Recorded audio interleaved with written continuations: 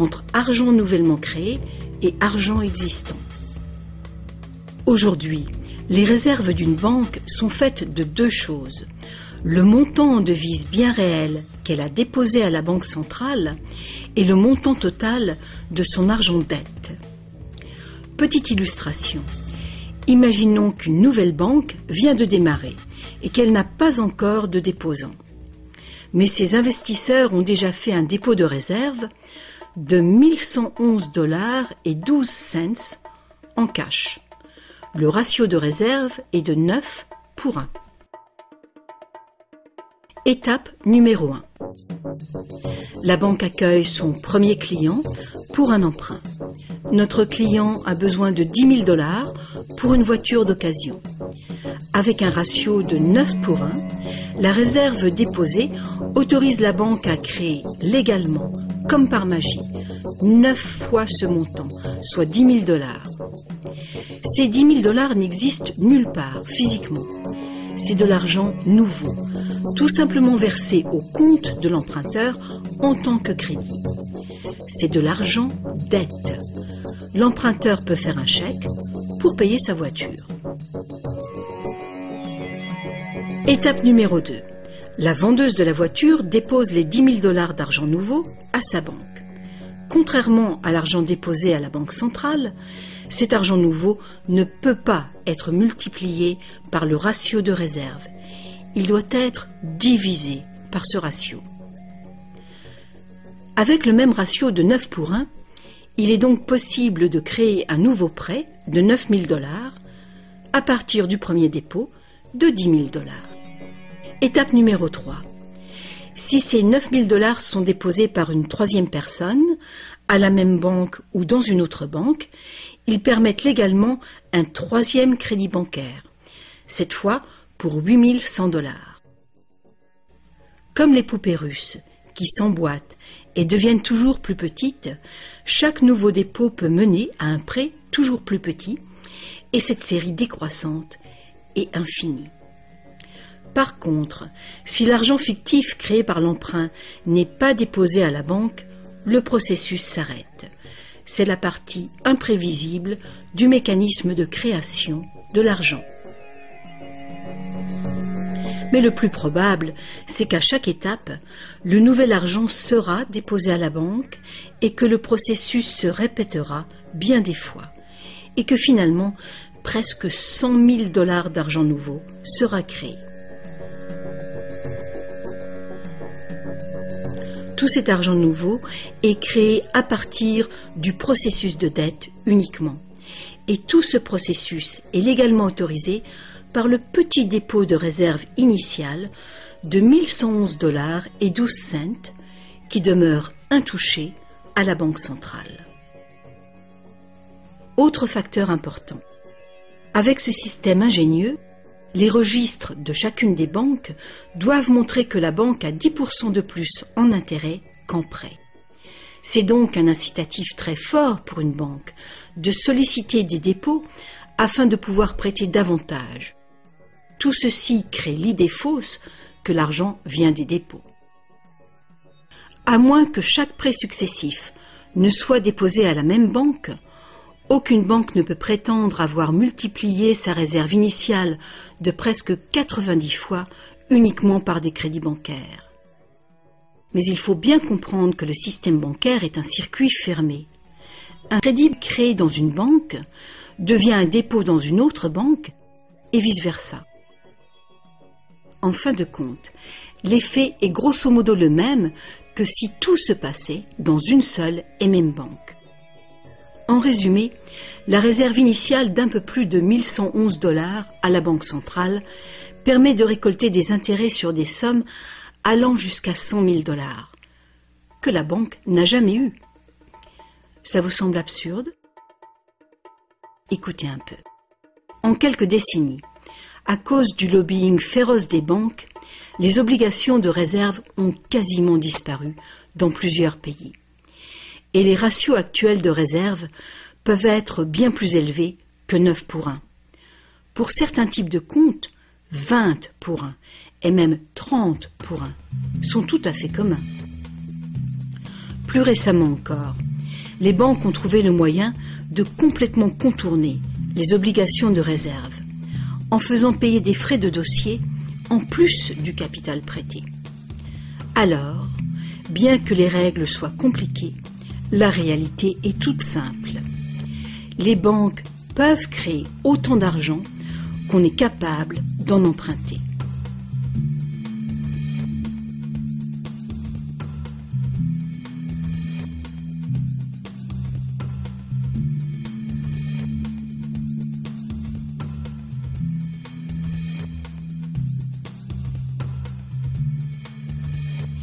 En dépit des images qu'on nous montre, l'argent créé par le gouvernement représente en général moins de 5% de l'argent en circulation.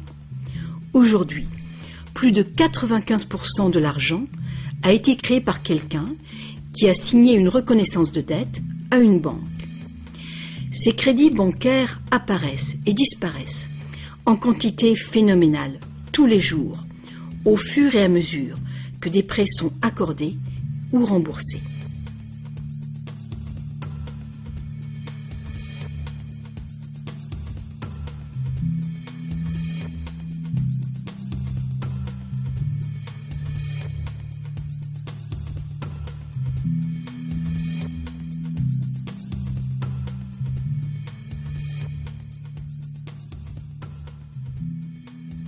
Les banques ne peuvent utiliser ce genre de système qu'avec la coopération des gouvernements.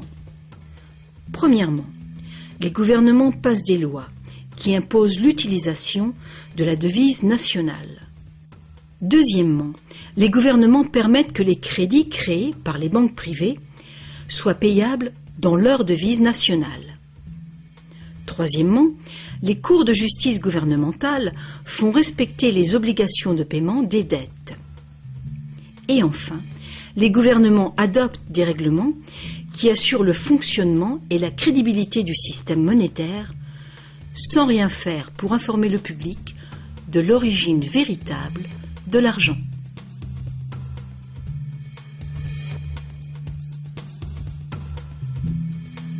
La simple vérité, c'est que quand on signe les papiers d'un emprunt ou d'une hypothèque, la seule chose réelle est notre reconnaissance de dette.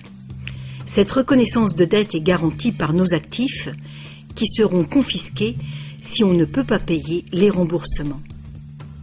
Pour toute personne qui croit que nous allons honorer notre promesse, cet accord de prêt ou d'hypothèque est maintenant un papier échangeable et vendable.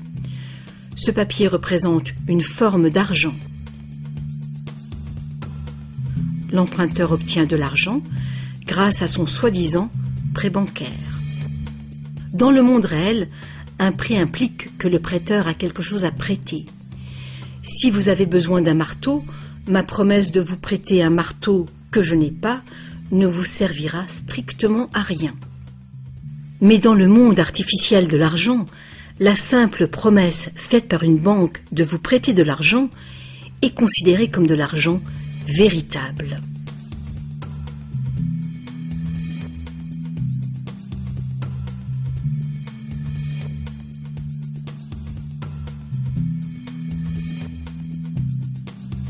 Ici encore, la vérité est simple. Sans le document signé par l'emprunteur, le banquier n'a rien du tout à prêter. Est-ce que vous vous êtes déjà demandé comment tout le monde, les gouvernements, les entreprises, les familles, peut être endetté en même temps et pour des sommes aussi colossales? Est-ce que vous vous êtes demandé comment il peut y avoir autant d'argent à emprunter? Maintenant, vous le savez. Il n'y en a pas. Les banques ne prêtent pas l'argent. Elles le créent. Et c'est de l'argent dette. Comme la dette est potentiellement illimitée, la quantité d'argent créée est illimitée, elle aussi. Mais l'inverse est vrai également. Vous n'êtes pas étonné qu'en dépit de toutes nos ressources, toutes nos inventions et toute notre productivité, nous soyons presque tous si lourdement endettés, aussi bien les gouvernements que les entreprises et les particuliers? Ah, si seulement les gens cessaient de se demander comment est-ce possible? Comment se peut-il que les gens qui produisent toute la richesse réelle soient endettés envers les gens qui ne font que prêter de l'argent, symbole de cette vraie richesse? Le plus étonnant, c'est qu'une fois que nous réalisons que l'argent est en fait une dette, nous comprenons que sans dette, il n'y aurait pas d'argent.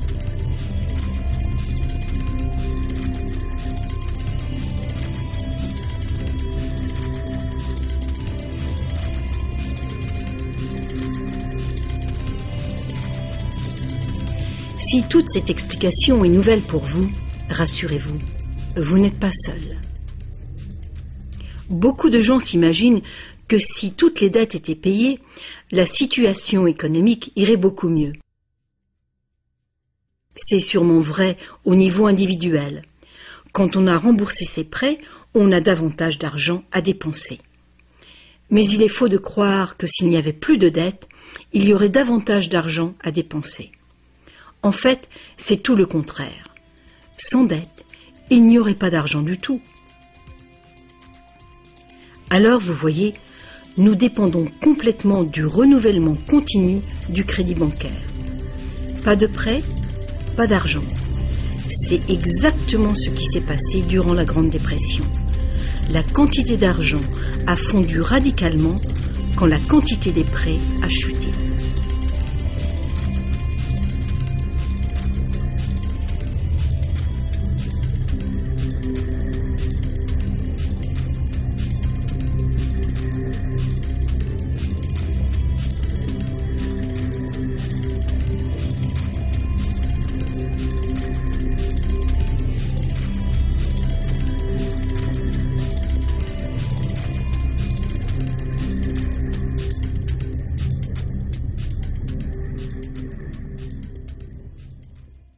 Il faut bien souligner que les banquiers créent uniquement le montant du principal. Ils ne créent pas l'argent qui sert à payer les intérêts. Alors, d'où vient cet argent? Le seul endroit où les emprunteurs peuvent obtenir de l'argent pour payer les intérêts est l'ensemble des fonds de l'économie générale. Mais presque tous ces fonds ont été créés de la même façon, à partir de crédits bancaires. Donc partout, il y a des emprunteurs qui se trouvent dans la même situation. Ils cherchent désespérément l'argent pour rembourser le principal et les intérêts dans une réserve globale d'argent qui ne contient que le principal. Il est tout à fait impossible pour tout le monde de payer le principal plus les intérêts, car l'argent des intérêts n'existe pas. Une formule mathématique simple le montre. Le grand problème, c'est que pour les emprunts à court terme, comme les hypothèques et les emprunts gouvernementaux, où les intérêts dépassent de loin le principal, les risques de saisie et donc les dangers pour l'économie sont très grands, à moins de créer beaucoup d'argent pour payer les intérêts. Pour que la société continue de fonctionner, le taux des saisies doit rester bas. De plus en plus de nouvelles dettes doivent être créées pour trouver l'argent qui servira à payer les dettes précédentes.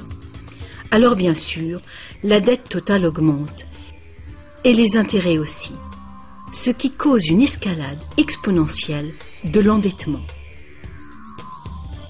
Seul le temps qui sépare la création des nouveaux emprunts et leur remboursement empêche le manque d'argent global de mettre le système en faillite. Mais pendant que le monstre du crédit bancaire grossit, le besoin de créer toujours plus d'argent pour le nourrir devient toujours plus urgent. Pourquoi les taux d'intérêt sont-ils si bas? Pourquoi recevons-nous des cartes de crédit que nous n'avons jamais demandées? Pourquoi est-ce que le gouvernement dépense plus vite que jamais?